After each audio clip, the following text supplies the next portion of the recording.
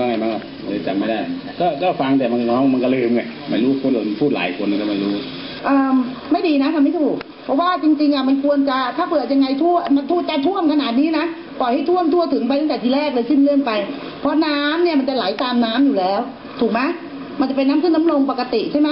คุณมัวไปกัดทางนู้นไปช่วยทางนี้ไปช่วยอุตสาหกรรมเข้าแล้วเอาเขาอยู่ไหมช่วยเขาไม่ได้ไงใช่ไหมมันก็เจ๊งกันหมด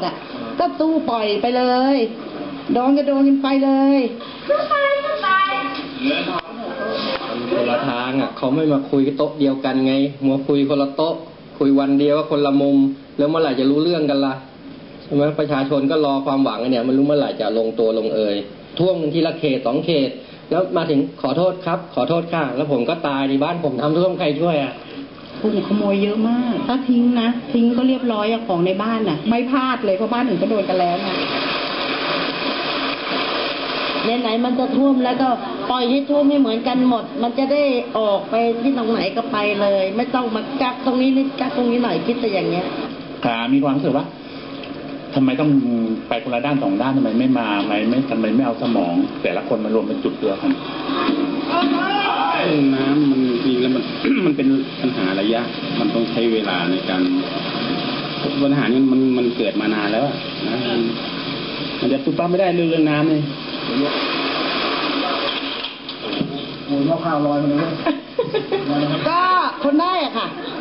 เพราะว่าที่เขาผ่านมาที่นครสวรรค์ที่อยุธยาเนี่ยเขาท่วมจนมิดหลังคาแล้วเขาไม่เหลืออะไรแล้วเราแค่นี้มันทนได้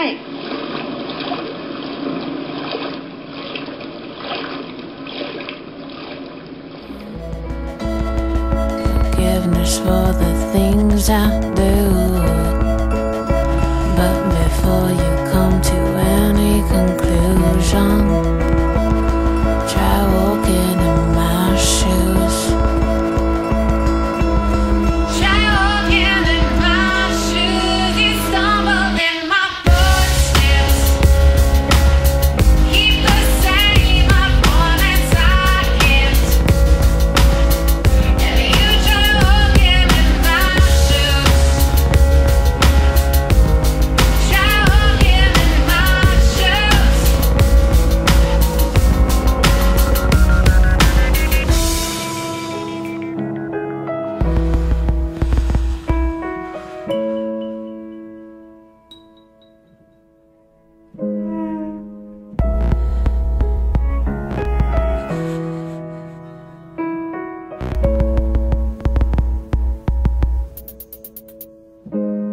Right.